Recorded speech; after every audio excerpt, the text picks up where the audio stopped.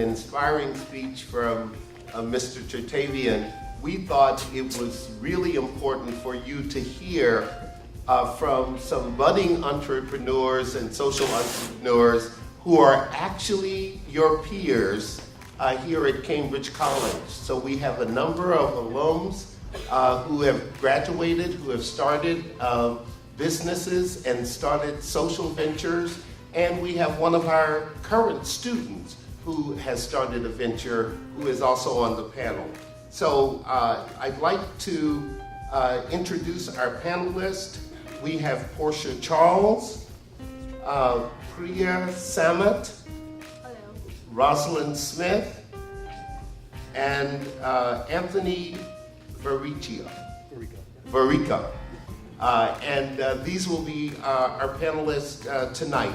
What we'll do is start by actually having each of our panelists to just introduce themselves, give us a little idea about their business and their background and the venture that they started, and to say a little bit about what motivated them to get involved in their particular businesses. And we'll start with Portia. Sure. Can everyone hear me? Okay, good evening to everyone. My name is Portia Charles. I'm a current student of the School of Management. I started back in 2012. Many may be surprised to know, but I was born in Dominica. I thought that's an interesting thing to say because, you know, it's part of who I am, and I always like to tell people where I'm from. I moved to the United States in 1995, so I've been here several years. My business venture. I've been in financial services for about 16 years. When I moved here in 1995, I got my first job at an investment bank. So I started out in financial services while I went to school full-time. So I worked full-time and went to school full-time, so it was concurrent. So I also started law school while I worked, and I studied the School of Management while I'm still working. So while I worked for all these financial services companies, there was one thing that stood out to me, and I'm a very ambitious person, and I said to myself, I've been working in this industry for several years. I'm not a vice president. I'm not a director. I'm still an analyst. So that somewhat bothered me, and I really started thinking of different ways I can try to create my own success. And I realized I went to law school, I'm a lawyer, maybe I can use that. So I started thinking about it, and while I worked, I continued to think about it, but the turning point for me happened when I was having lunch one day while I worked at John Hancock, and a friend that I studied for the bar with called me up out of the blue, and I said, what have you been up to? And she said, well, I started a solo practice. I said, you did? I said, okay, well, if she can do it, I can do it too. So there were some obstacles, of course. I had a full-time job. I couldn't quit. You know, I have responsibilities. So what I did, I started my practice part-time, hoping to engage full-time down the line. So that's how I came about starting my own law practice. And your practice is in what area, Portia? My practice is in immigration, family law, and I'm trying to integrate criminal law into the mix. Thank you. Priya? Can you hear me? Hi, my name is Priya Samant, and I was born and raised in India, in Mumbai, and I came to this country in the year 2000. I had 2 associate degrees in electronics and computer applications and bachelor's in computer science, and I used to do consulting work. I worked for 8 years for really big corporations. To name, I have a very impressive resume. But what happened is, in the year 2008, I was pregnant with my second child, and I had a lot of complications in the pregnancy. So I had to quit work. That means in consulting, I had to do like a lot of traveling.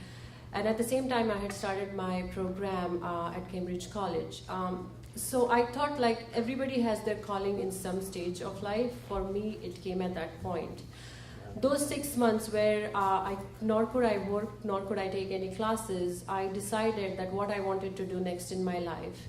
In India, I come from a family where we have a lot of doctors. My parents are not doctors, but every other member of my family is. And the work of their work in the field of medicine is recognized by the President of India. So it's at that level, we had worked with social services and working in the community. So it is in my blood that I knew somewhere down the line I was going to work or give back to the community. I didn't know that it would come so early. My calling would be so early. So when my second child was born, he was born with a bilateral urinary reflux, which wasn't life-threatening, but something that I had to take care of early on, in his those early days of his life. So I decided that I would not go back to the corporate America. I would not work for, in the field of consulting that I was doing, but I would start something of my own. I had real passion for arts and crafts and textiles. So I started this company, which is a social enterprise with a for-profit business model. And what we do is we collect the scraps that factories discard from, bigger factories in India discard. We collect it from the second-hand markets, and with the help of those artisans who live in the urban, impoverished areas of Mumbai, the city where I was born and raised, and New Delhi, we make beautiful accessories out of remnants of fabric. So in short, what we try to do is we are using fashion as an economic tool for job creation and poverty alleviation. Thank you.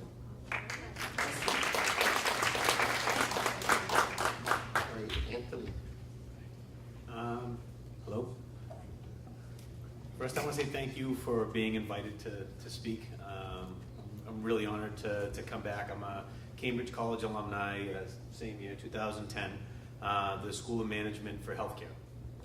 I've been in healthcare for about 15 years, mostly in ophthalmology and as management and technical support.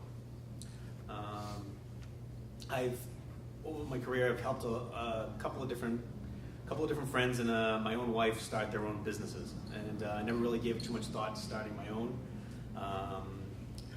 And my wife and I were suddenly faced with a blessing of having a new child on the way, and there was sort of a niche opportunity that I was looking at within my own industry, and my wife and I had talked about starting a business around it, and she finally sort of said, I think we should give this a try, and we started in 2007. We started Hands-On Health. Hands-On Health also serves the ophthalmic industry. We provide face-down recovery systems. We lease it to post-surgical patients, basically after they've had surgery. It's been going strong now since 2007, with each year showing a little bit of growth. It's more of a lifestyle business, meaning we use it as a supplement. I still work full-time in management in ophthalmology. And my wife also, she has a business that she runs as well. So we use it as sort of a supplemental income. However, it is growing larger and requiring more of our time and effort to keep going. So that, I guess, is my story. Perfect. Sticking to it. Thank you. Rosalind. Hello. I graduated from Cambridge College actually this year. I majored in nonprofit and public administration. Previously, before that, I went to UMass Boston and I managed in management information systems. I currently work at a pharmaceutical company with project management, but I knew that it wasn't something that I was actually passionate at. So what I did is, about a couple of years ago, I started an organization called the Women Empowerment Initiative for Change, and that organization provides social services to at-risk women in the community. The services that it provides are educational services, financial services, motivational services, and mental health services for women. And currently what I'm trying to do is I am trying to invest in affordable housing so these women can also have a place to live. And hopefully in the next couple of years, this will be something that will be in a couple of other states. What I guess motivated me to start this organization was, I guess I can identify with the women that I actually serve. And I think that that's very important, to be able to identify with the people so you can actually have a personal experience yourself in how to apply those experiences with those women. I wouldn't necessarily say that I grew up disadvantaged, but I don't come from the most functional family. And also the women around me, some are friends, some are family. They don't see opportunities that women can actually see, that women can actually attain in the community. And I think that it was very important to develop this organization so that women can know that, you know, you can go far, you can make your own money, you can go as far as you want, you don't sell yourself short, because you can have anything that you want. So that's exactly why I started my organization. Thank you. So it seems that each of you has come to your entrepreneurial venture from totally different perspectives with totally different motivations. And it's clear that there's a special passion that each of you have for your particular work. So it raises the question that now that you have started your business, what are some of the challenges that you've faced in either getting the business started or getting it off the ground and moving the business forward? I know some businesses are just beginning, some are more mature, but what are some of the challenges that you faced in getting your business going? Yes, I can start. Okay. Well, starting a law practice is sort of different from, you know, starting the average business, because most times you start a business, you think of capital, you think of having money. If it's a retail business, you think of having an inventory, think of having systems, equipment. The great thing about starting a law practice, all you really need is the know-how and your iPhone and a laptop, and you can think about the rest later on. But you do need capital, and capital, I think, is the biggest challenge for starting any business. So some of the challenges I've faced, I've tried to be creative, especially when it comes to finding a location, keeping the expenses very low in the beginning. Like for instance, instead of getting a new phone line, I use the phone that I already have and just use it as work and business. Also using e-fax rather than using a conventional fax and having to pay Verizon or Comcast. You can also utilize your law library rather than getting a subscription from Westlaw, because as an attorney you have to do research and you need some resources to be able to write memos and briefs and motions. So you can utilize your library in the beginning so you don't have to spend money using Westlaw. And one of the other things I've done too, you can't be in a bubble when you're an attorney. So one of the challenges I've faced is being a solo attorney. You're a new attorney, you may have questions and you're in an office alone. There's no one to ask the questions to. So one of the things I've done, the area that I'm really, really interested in, I've spent most of my time learning, is the area of immigration. It's highly complex and it's more of a federal type of law, so you can practice all over the country. So what I've done, I've joined organizations that provide that type of support that you need. So for example, I joined the American Immigration Lawyers Association. So if I run into a case that I've never seen before or I have questions, I can reach out to a more experienced attorney and they can provide the type of background and support that I need. So that's one of the things I've done. I'm part of the Boston Bar Association, Mass Bar Association, and I attend every single event that's planned. As a new attorney, the challenge is name recognition and getting yourself out there. There's thousands of attorneys. You have to try to distinguish yourself. And the way I try to do that is to show my passion, because especially in the area of immigration, people can identify with me because I'm an American citizen, but I was born elsewhere. And I've also went through the immigration process. I understand it personally. and people can really identify with me. So that's what I try to market to my advantage. In terms of getting clients, they can really identify with me. And one of the things that I've done as well, English is the only language that I know. So I'm learning French is another way, so I can engage with people that speak other languages, get them to trust me, so they can hire me. So those are some of the challenges I've faced being a solo practitioner, and generating clients is a big part of it. So what I've done, I don't have a budget for marketing and doing television ads or radio ads to get myself out there. So good old-fashioned social media. I have a web page, I have a blog, I have a page on Facebook, I have a page on LinkedIn, I have a page on Twitter. That's how I get myself around without having to spend any money. So I market myself, and just finally, one of the things I do as well, because I'm so passionate about my practice, whenever I speak to anyone, whether it's someone at a bus station, I always find an opportunity to give away my business card. And I'm very friendly, so that helps. Okay, Priya. So my challenges, I can say, are divided into two parts. So my company is now 4 years old.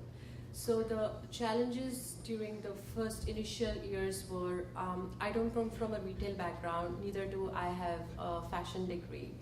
So I was venturing into a space which is very competitive, which changes every season, and you have to market yourself and get your name out.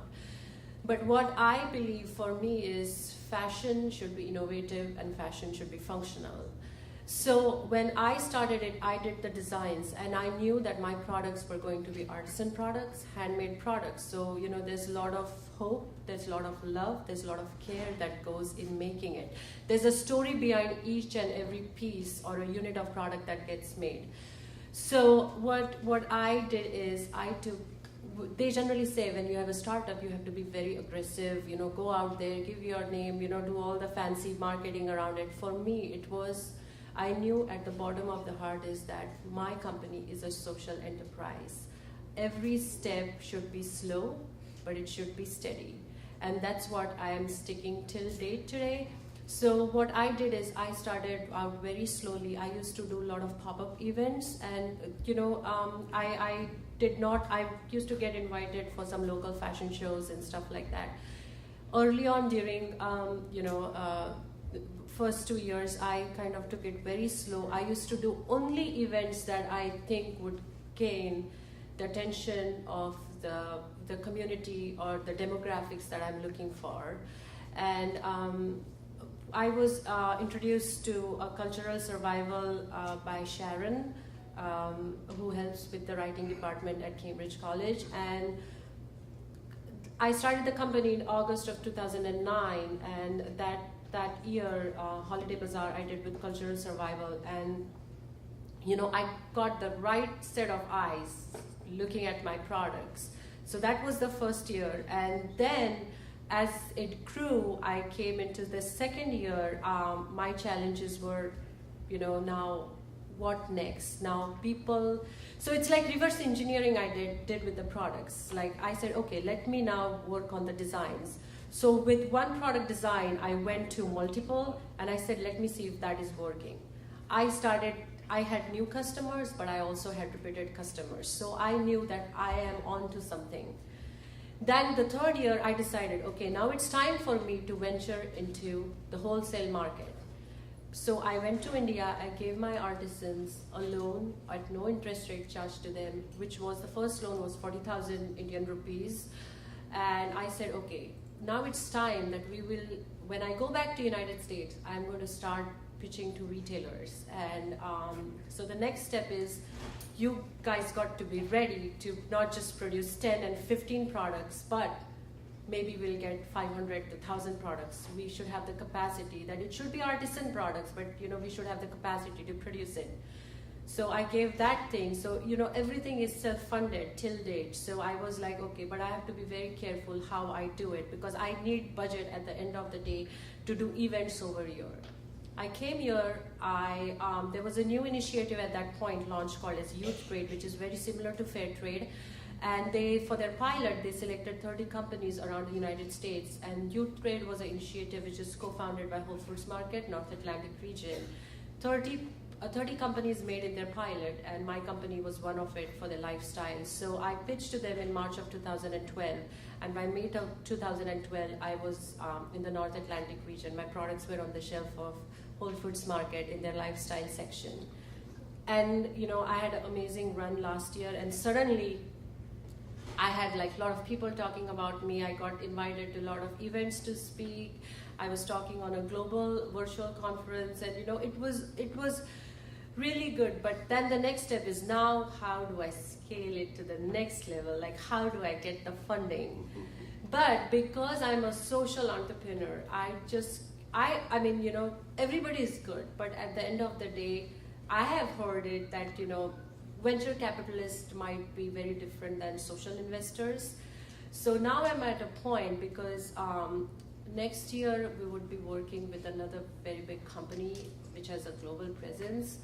So I'm like, how do I scale? So now my challenge is actually, in a real scenario, I would like to organically grow this company by not taking any money outside. But if I have to grow at a rapid rate, because our products are selling, and there is a very positive, outcome from the public, from the customers. We got launches. November 18th, our products went on the shelf in Northern California with Whole Foods. So we went in their 29 stores. So we are just going store by store. We got approved with their region in Southwest. So it will just grow from here. So it is like, do I organically grow, or do I take outside investment? So now my biggest challenge is, how do I scale it up? So you have one of those great challenges as Yes. well. Yes. And moving to the next level. Anthony. I think turn this on. I think one of the biggest challenges when you start is, how do I start? And how do I know this is going to work or not work, or moderately work? How much effort should I put into this? I think, at least what I did was I tried to put together a really solid business plan. And if you can put together a good business plan and a good financial plan, and then you can honestly look at that, at least the financial portion of the plan, and say, okay, at the end of the day, there's something left over, and it's in a positive enough direction.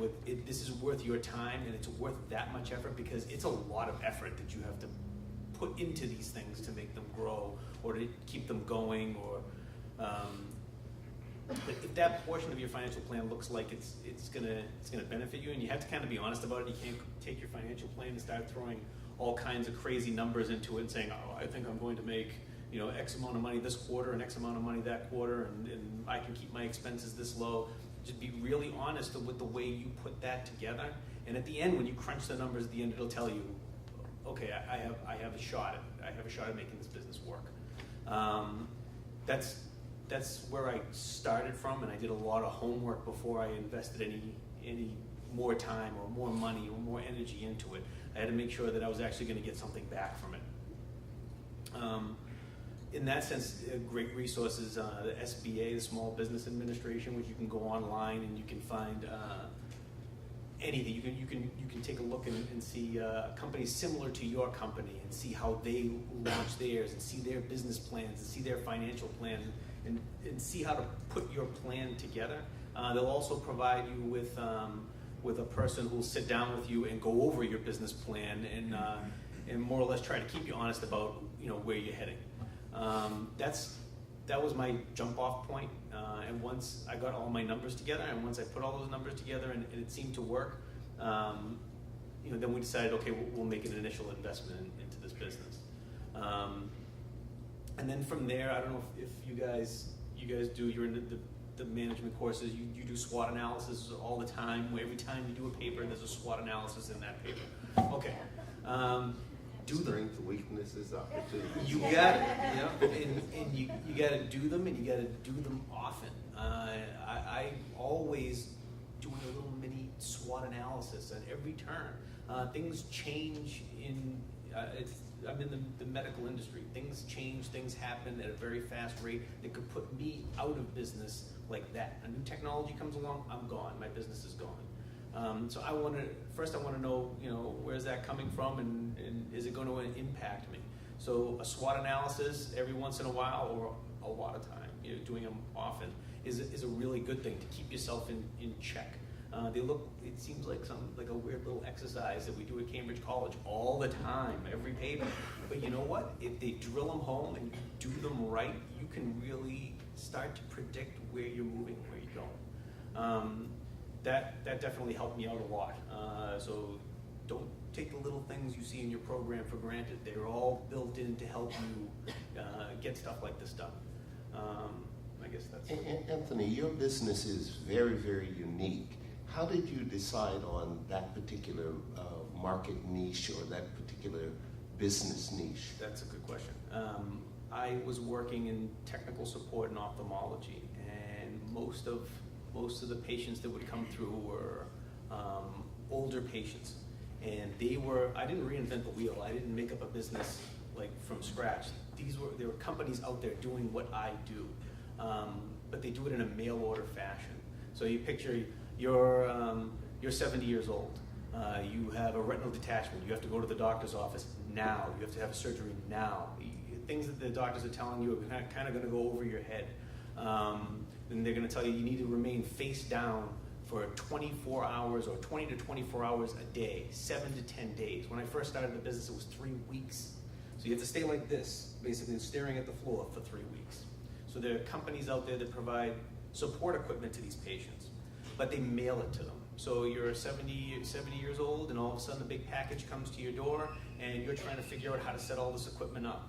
And by the time you've figured out how to use it, you don't really need it anymore.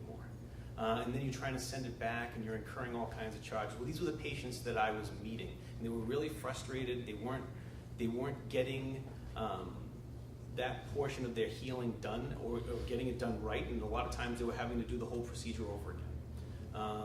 And I thought instead of being served, they were being sort of taken advantage of. And I sat down and talked with my wife about it, and because I get aggravated about things sometimes, and she's like, well, we could actually do this better. We could do it as a customer service model where you could go out to people, and I love talking to older people. They're full of great stories, and one of the stories that you'll hear a lot is, I remember when healthcare used to be the doctor would come to my house. And this wasn't that long ago. The doctor would come to my house, and he would take care of me, and then he would turn around and take care of the kids, and then he would turn, and sometimes I just cook them dinner, and that was half the payment. And people, and it's true, and people remember that that's the way that healthcare was, and it's kind of been slipped out from underneath them. And now healthcare is a totally different animal, and it's accessed a totally different way. So our goal was to give them back sort of a slice of that. We come to their house, we set everything up, we're a point of contact, we make sure that whatever they're submitting for their insurance is done right. Sometimes I'll walk into somebody's place and their VCR, they have a VCR, it's blinking 12 o'clock. I'm like, all right, I'll reset that for you too, and we'll have a good time on your clock. So it's about not customer service where you're just getting this generic customer service. Customer service the way it used to be. So an old-fashioned style of healthcare. Now you can't provide huge numbers doing that, but your patients in the end, they've done what they're supposed to do, and they're happier for it, and they'll go back to the doctors at the end and say, hey, this guy that you recommended, thank you. And then in turn, we wind up getting a little bit more business. But that was the niche that we saw, and that's the direction we decided to go. So it's clear that all of these ventures really emerge out of some real need that people have. So they're not just going into business for the sake of being in business, but that genuine need was really there. And I think that's really important, because often when we're advising students about how to develop their business plans, one of the things I always mention is it really needed? Is it really important? And who's going to benefit? Rosalind, say a little bit about the challenges that you faced. Okay, with me, I have a nonprofit organization. So I think one of the most biggest challenges is finding board members that are suitable, that can grow your organization, but also believe in you. One of the things of the advice that I can give you is don't tell big ideas to small-minded people. And when you tell big ideas to small-minded people, they make your ideas small. They make it seem as if it's not attainable. And the reason why I think that is the most important thing is because it breaks your confidence and it makes it seem as if it's not attainable. So another challenge I would say is capital.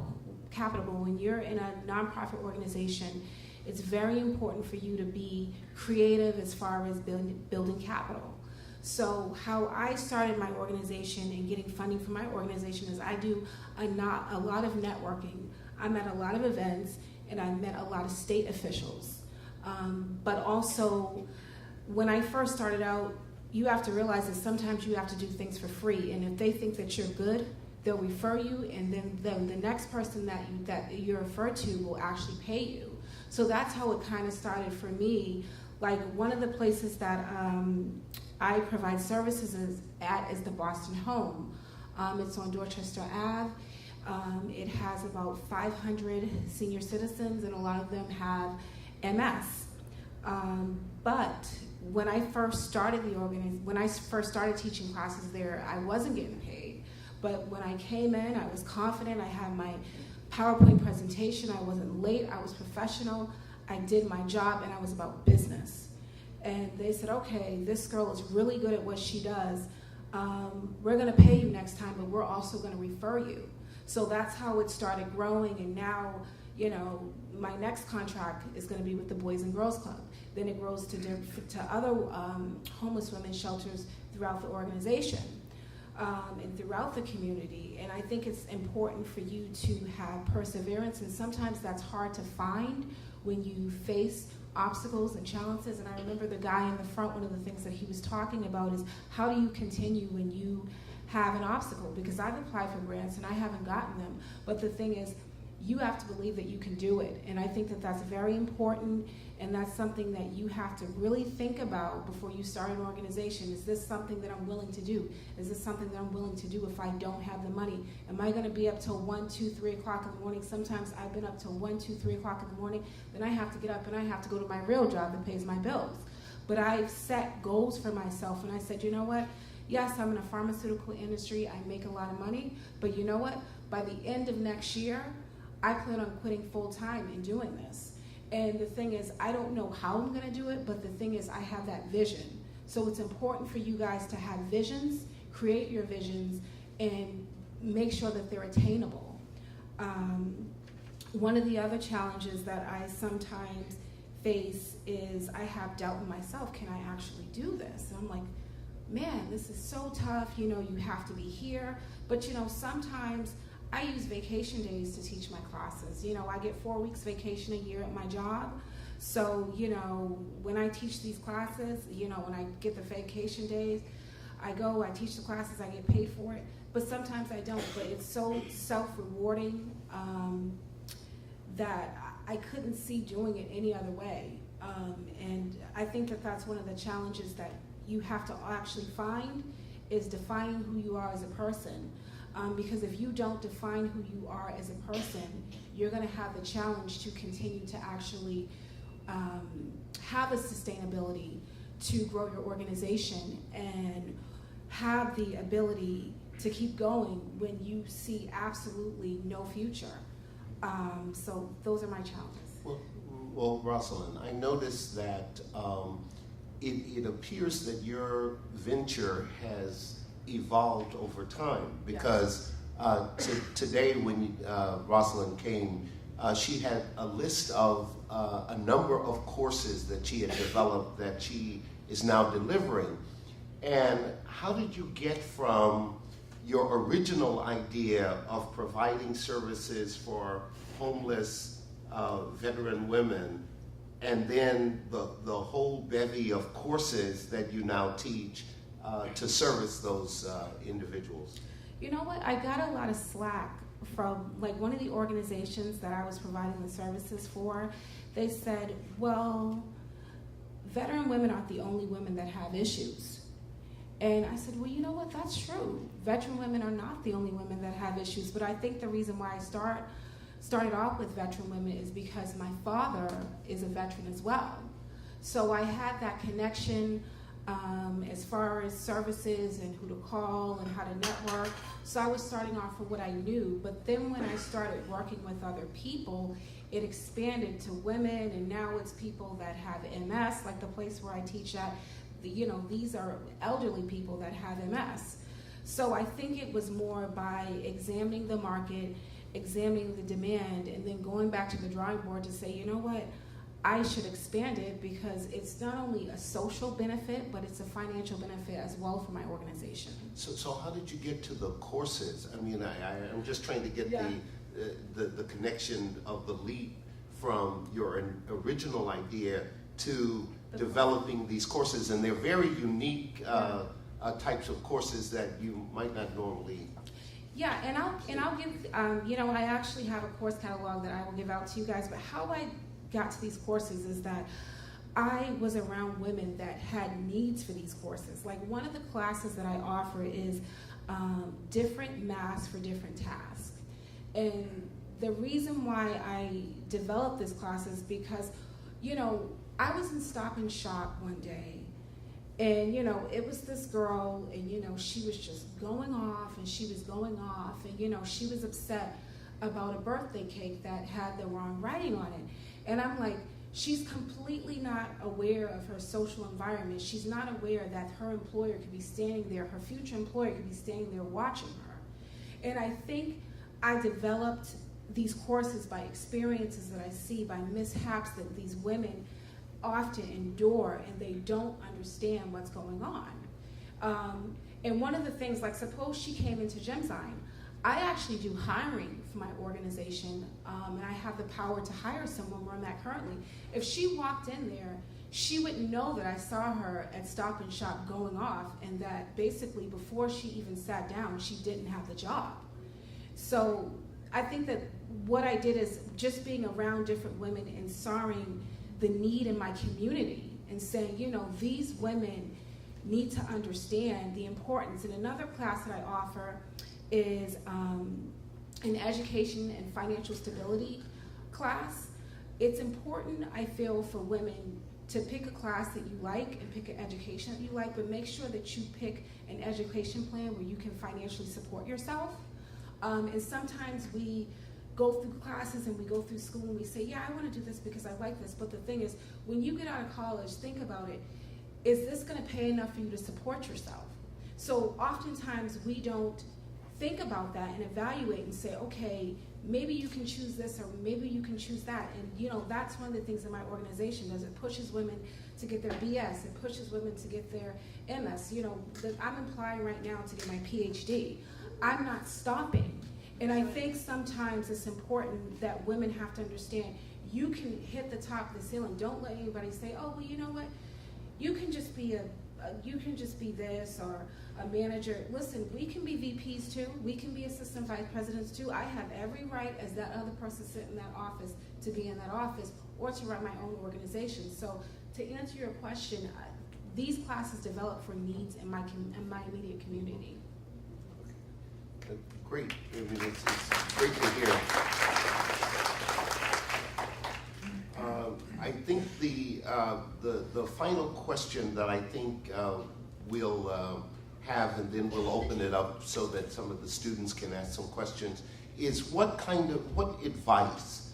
Because I know that a number of our students want to come up with ideas, both business ideas and also social entrepreneurial ideas, because social entrepreneurship is really about finding ways to do good in society and to earn value from doing good in society. And I know that often our students are looking for ways to do that. So what advice would you offer our students about finding the right venture for themselves and going out there and really becoming entrepreneurs and social entrepreneurs? Well, my type of business is slightly different than the others, but from my experiences, I've worked in corporate America a long time, and I've had a lot of life experiences, so I'll just share with you some of the things I think are useful when you're thinking of starting a venture. It seems generic, but I think the first thing I'd say is be passionate about whatever it is that you want to do, because starting a business doesn't involve 9 to 5. You may have to spend overnights, weekends, all odd type of hours, really investing in your business, investing your time, your knowledge, your skill set. So having passion, I think, is essential. The second part of it, I know especially for my type of business, where you're providing a service, you have to make sure that you have the requisite skill set. And as the keynote speaker said, there are some times where you're not an expert, but you can become an expert.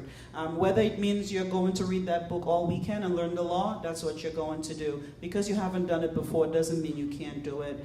There are certain areas of the law that I don't know, and I find out about it. And when I speak to people, even if I'm a new attorney and there's a lot of things that I haven't learned yet, I act like I know it and I learn it and I come back. So you have to have a lot of confidence, especially being an attorney, so people can buy into what you're doing. I think most people don't see it that way, but doing immigration work is sort of like a social entrepreneurship, because you're really affecting and impacting people's life. It's the difference between someone being here for 20 years and don't know anything about their home country and seeing the prospects of being sent home, and the difference of being able to stay. So I think that part of it really lends to job satisfaction, for me in particular. One of the things I think you should really understand when you're starting a business is trying to keep expenses low. In the beginning, I know I mentioned that before, but I can't mention it enough. A lot of times when people start a business, they get expensive real estate, and they really should try to keep the expenses low, especially for a for-profit business, because your whole aim is to make money, not to lose money. So you have to be really efficient about the way you utilize your resources. So keep expenses low in the beginning, I think, is really important.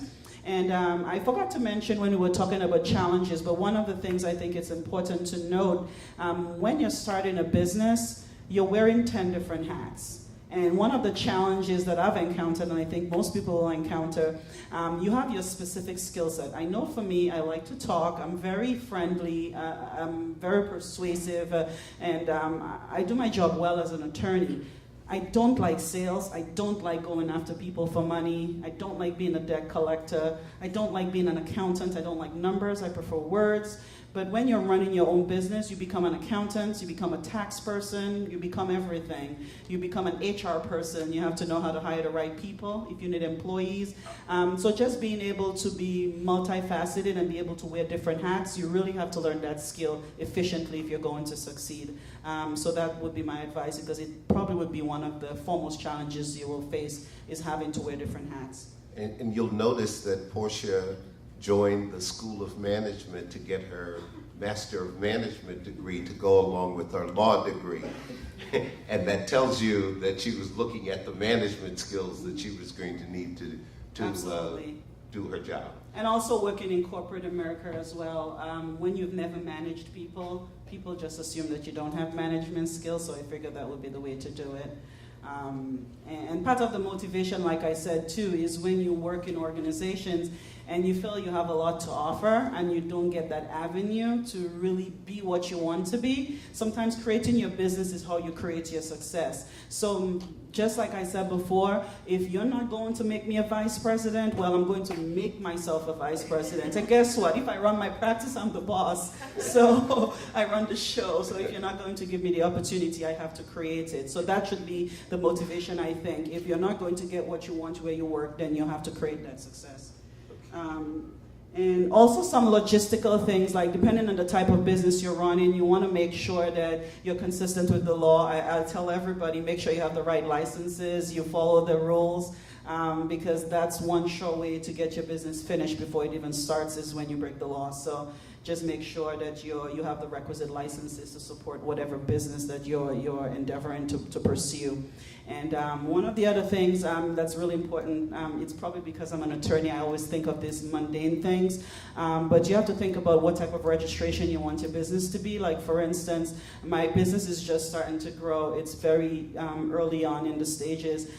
So I didn't register as an LLC. I kept myself as a sole proprietorship. So you have to think about what type of risk you have, and if you have risk, then you really want to move towards the other types of registrations like LLC. You want to limit the liability to yourself. But if there's limited risk, then you can stay a sole proprietorship for as long as, until you grow and you outgrow that type of registration. But it's really important to consider the registration because it costs money to get those other registrations. So that's something to consider as far as saving money on the front end.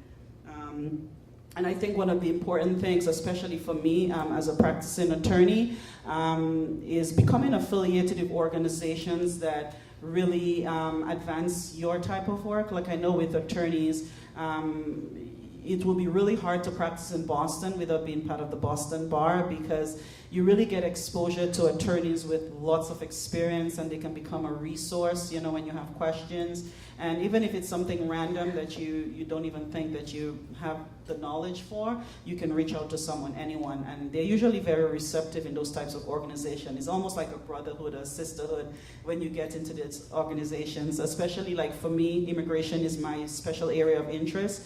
And I joined AILA, and it's been amazing joining AILA. I've met some of like the top attorneys in the country being part of AILA, and they really support you and make you feel like you can do anything. Like, if you have the most difficult case, you can just reach out to people and make a phone call, and they actually take your calls and take your emails. So I've found that very useful to really align yourself with associations and organizations that are relevant to your business. And one final thing. I think it sounds like sort of cliche, but I think whenever you start a business, one of the things you have to think about is being creative. And there's always a better way to do things, and there's always a more efficient way to do things. And especially with me as an attorney, it's for profits. I'm thinking, how do I make money? How do I continue to make money and make more money? So one of the things I've done, I don't forget my past, because we've acquired a lot of skills over the years, so don't forget the other skill set that you have. Even if you start a business in a particular industry, you also have other skill sets. When needs be, you can take it out of your bag of tricks and use it to make money. So although I'm an attorney, but I also have FINRA licenses. I'm a stockbroker, I'm an investment advisor. I have the 24, the 6, the 6, the 7. So sometimes to supplement my income, like for instance, if one particular month I don't get enough clients, then I can do consulting, I can do financial advising, I can do different things. So I've been doing that, like doing some consulting to supplement my business as well. So you have to get real creative about creating profits and spending less and making more. Okay. Other suggestions from the panelists? Can I also say that she helps out with student visas too, and she's absolutely amazing with that. Okay. Any other? My advice would be, if you're planning to start a business, this is the right time when you're in the school. Mm-hmm. Because the support, the knowledge, and the expertise of your professors and the people that you will get around, you will not get once you graduate. I mean, I think I started my company when I was almost about to graduate. Now I think if I would have started it a little bit earlier, then it would have been much different than what it is. I'm not complaining. The stage that this is, it's growing wonderfully. It's growing the way I want to grow. But I think when a student is in a school, because right now there's so much people and universities, school, they have so much accelerator programs, they have incubator programs. I myself am a virtual incubee right now at the Pratt Social Entrepreneurship Program in New York City. And I think that the advice and the knowledge that you would get in the institution where you're studying, you would not get it anywhere. There are so many resources available there. And second thing is, if you are going to be in a space whether it's a non-profit, whether it's a for-profit, doesn't matter what the structure or what the business model of any venture is that you have to be always patient, you have to be very humble. That's, I think, the core of, at least for my business, I think that's very important, because when I was working in corporate America, I was working in middle management. My last project, I was reporting to the senior vice president. Right now where I work in, the artisans that I work with are illiterate people. But at the end of the day, we all are humans, and I would just like to share one incident with you all, is that we have just gotten, I can't say the name at this point, but we just gotten accepted to work with a very big company who will be, in January 2014, they would be making it live in their catalog. But I was in the United States when they interviewed me and decided to take me on, and their project is running out of United Kingdom, but they were going to go to India. So I said, if you're going to India, why don't you go and meet my artisans and see firsthand what the kind of work they are doing, what their conditions are, what we are trying to achieve through this venture or our project. They were very kind enough, and because they had a very tight schedule. So one of my artisans, when our designs were ready, I said, I cannot come all the way to India just to show those designs. But I said, my artisan would love to come and meet you. The only thing is he doesn't speak English. All he understands is the national language of the country, which is Hindi, and that's all he can speak with. They said, no problem. Send your artisan. So my artisan, who is an illiterate person, got to meet the executive assistant to the president of the entire Asia Pacific region. And I think that was a success for me, because an illiterate person with no background, nothing, I don't know what his attire was when he went to meet them, knows them more better, because I haven't seen the team yet, but he has met them several times, and they welcome him the way they welcome their any other executives.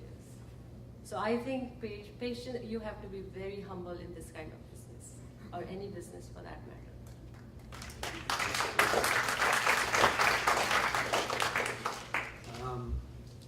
I would have to say, if you're starting out, find a mentor, find somebody that you can trust and you can that has experience that you can bounce ideas off of, and then go about surrounding yourself with other like-minded people who are also have like an entrepreneurial spirit, and those people you can trust that you can bounce ideas off of.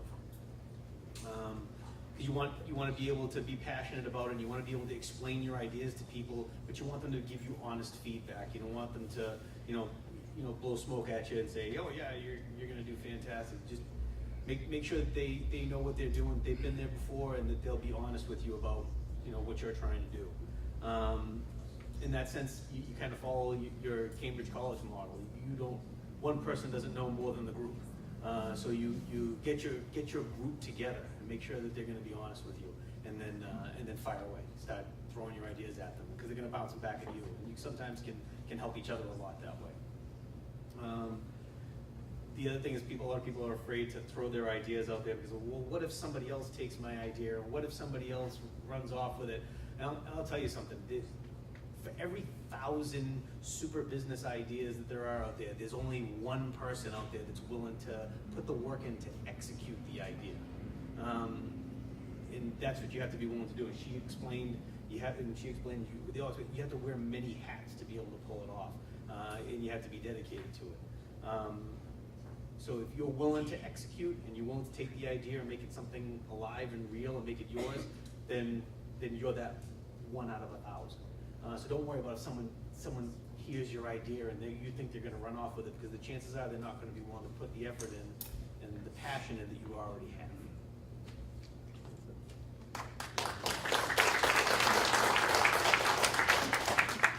I would say one of the most important things is for you to do some soul searching and see if this is what you really, really want to do. And that comes from defining who you are as a person before you actually start this organization. And just to piggyback after what Tony did, when I first started my organization, I went and I visited similar organizations in my area, but I also visited similar organizations that necessarily weren't in my area. So when you sometimes visit competitors, you don't get the full logistics as opposed to somebody that doesn't feel as threatened by you.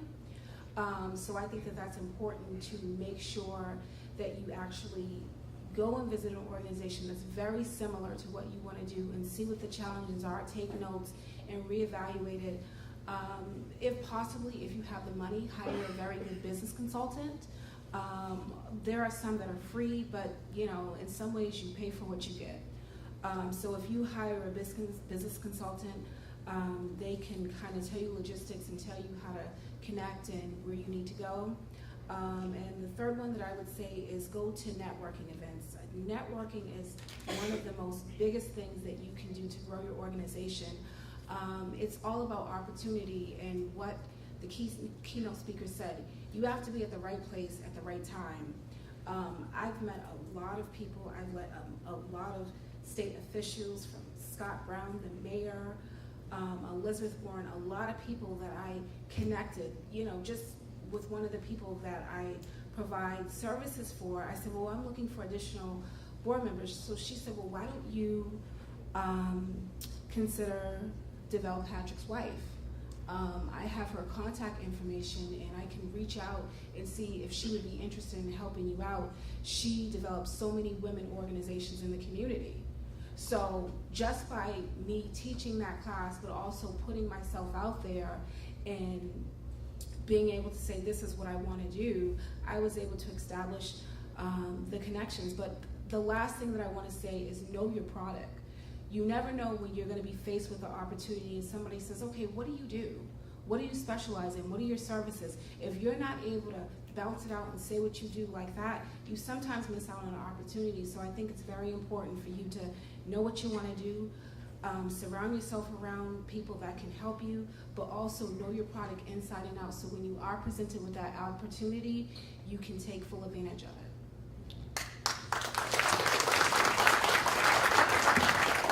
I think now we'll open the panel up and have some of our students to ask questions of our panelists.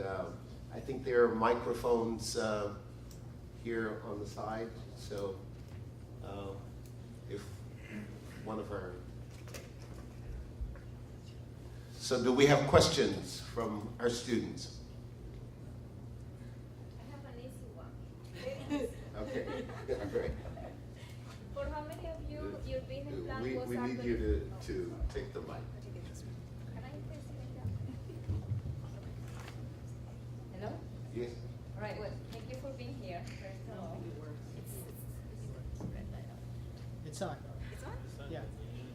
Speak to it.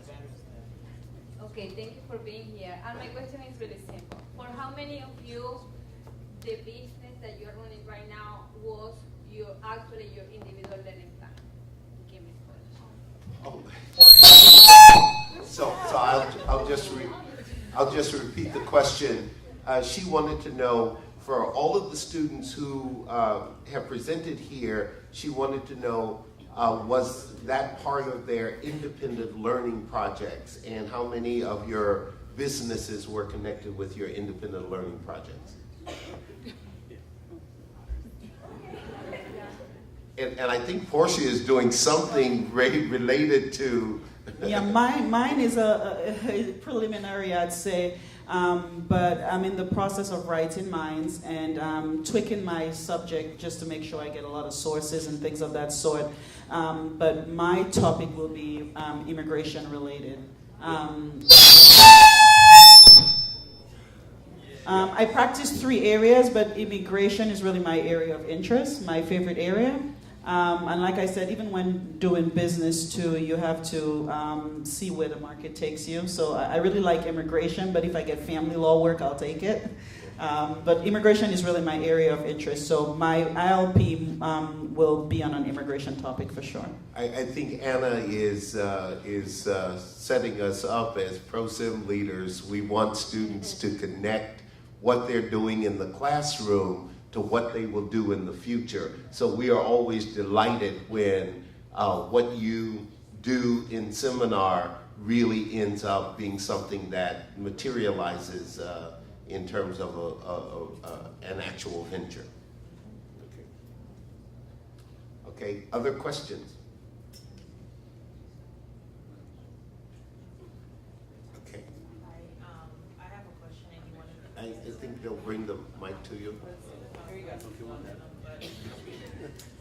I have a question, and any one of you can answer. If you have a project that's not already established, how soon can you start market yourself? Maybe go to events, versus waiting once it's fully established to go out and meet people and talk?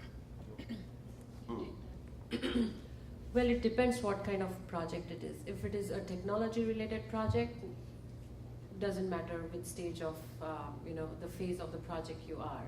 You should always go, because I know there are a lot of companies that are in their beta stage. That means the product is not even launched, it's just there.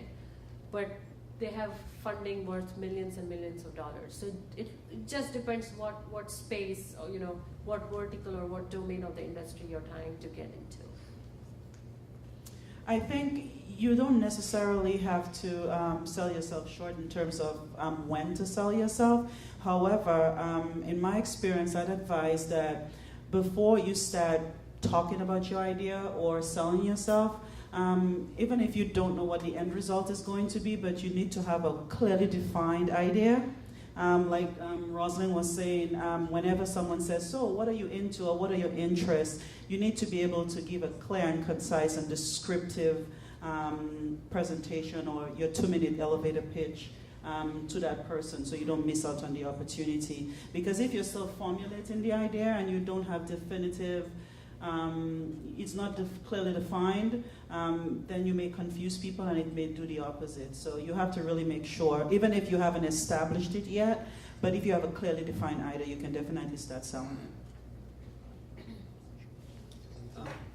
You also don't want to get caught sort of with your pants down. You don't want to go and pitch something to somebody and then you have no product to deliver on. What if you pitch an idea and somebody loves it and they're like, well, yeah, I'll take 1,000 of those, or those designer pens that you're telling me about, or whatever, and you have nothing, nor do you have a plan to get them set up.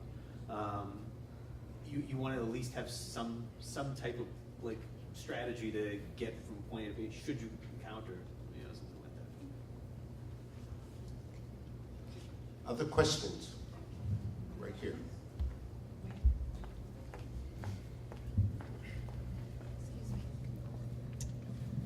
I guess this question, any one of you guys can answer it. Before you settle on the final business plan that you decided to do, how many times did you go back to the drawing board before you settle on that business plan? Because I'm at that stage where it's been like 5 different subjects around the same area of topic, but it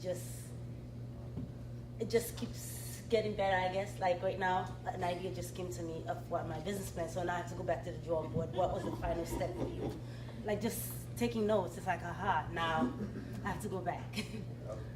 Okay, well, my answer is going to be kind of strange, and I'm not sure how people will take it, but I don't have a business plan, and I don't believe in business plans, but that's just my unique approach.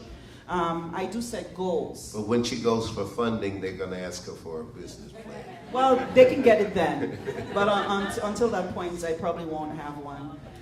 But if it comes to that, I know how to write one, and I know what I need to do to get one set up. But for my own personal use and how because the business is so ever changing, sometimes I think a business plan puts you in a pigeonhole. So what I do, it's probably not a business plan, but I still have some direction. I set goals, especially in terms of having a law practice. I have like future performance, what I'd like to make, and I monitor every couple of months to see if I'm meeting my goals. So I do that a lot. And from the onset, I did have something that probably looks like a business plan in terms of my expenses, like something simple as to how much I'm spending, how much I plan to make, things like that. But I think in general, if you're going to use a business plan, you'll constantly be changing it. And the business plan is just a roadmap. It's not necessarily the end-all be-all. There'll always be room to make adjustments because depending on what type of industry you are, you will need to make adjustments along the road because you may be selling a particular idea and then the time that you're ready to execute, it may no longer be relevant. So you have to have other creative ideas to replace it. You have to have plan Bs and plan Cs. So you always have to change.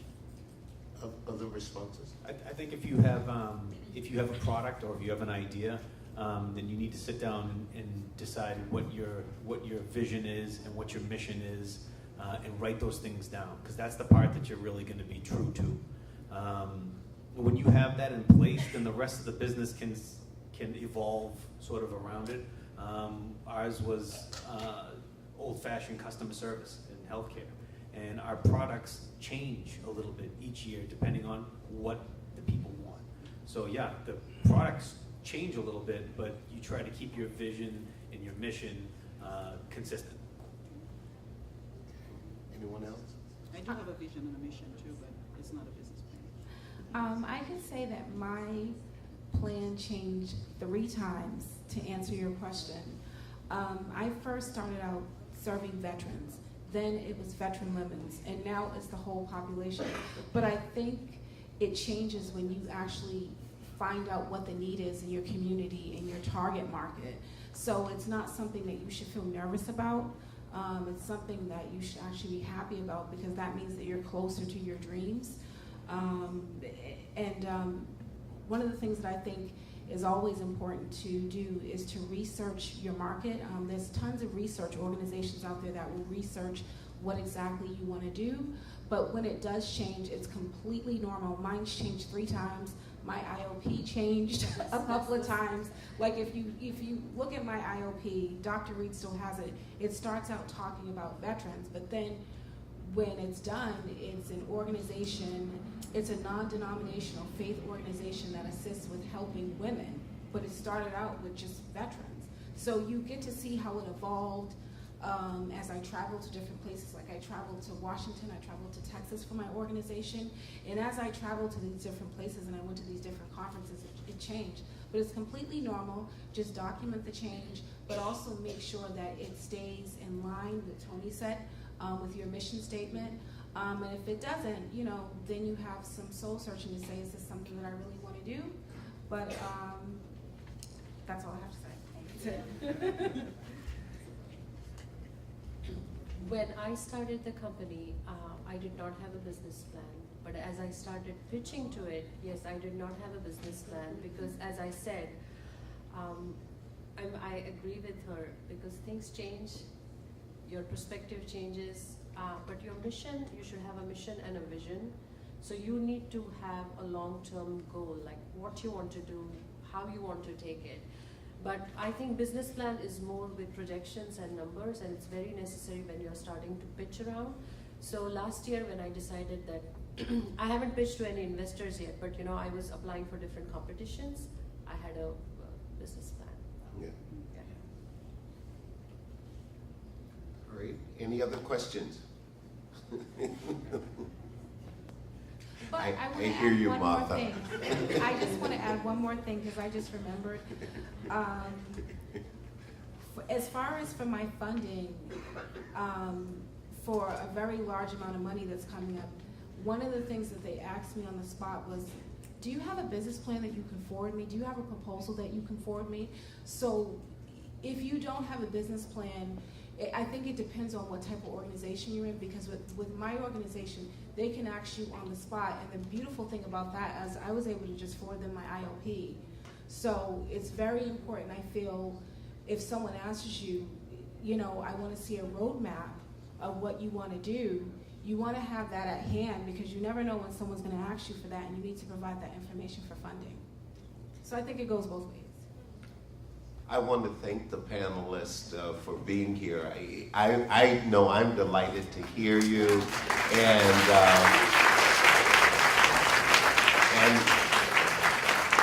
And this was done intentionally to encourage all of the other students in the program to find new ideas, to find new opportunities, to find new ventures that will change the world. So we're depending on you to go out there and to change the world.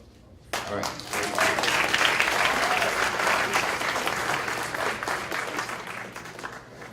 I see all the professors here who have taught me, so I want to sincerely thank them, but my special thanks to my advisor, Professor Martha Belden. Mary Ann, did you have any final comments? No, I just wanted to echo my thanks to the panel. It came at very short notice. Sorry. Okay, that's better.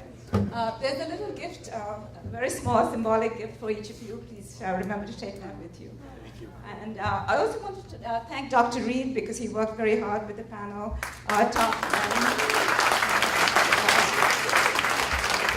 Did all the questions and the coordination. And this has been great. I think we learned as much from you guys as we did from the speakers, so it's phenomenal. One of the nice things for us as faculty being at Cambridge College is how much we learn from the students. I'm totally amazed by what we learned today from the panel. Thank you so much.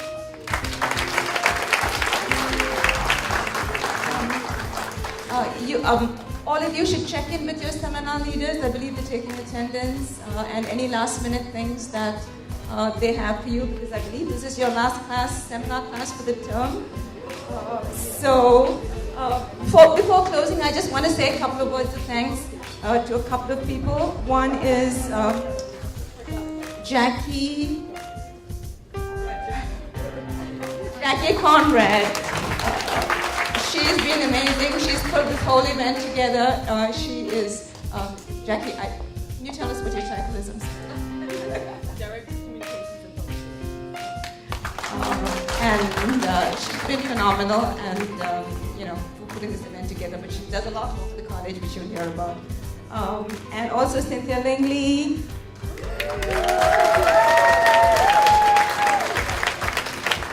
You all know what she does, and she's been up to her usual trick of helping us get this together.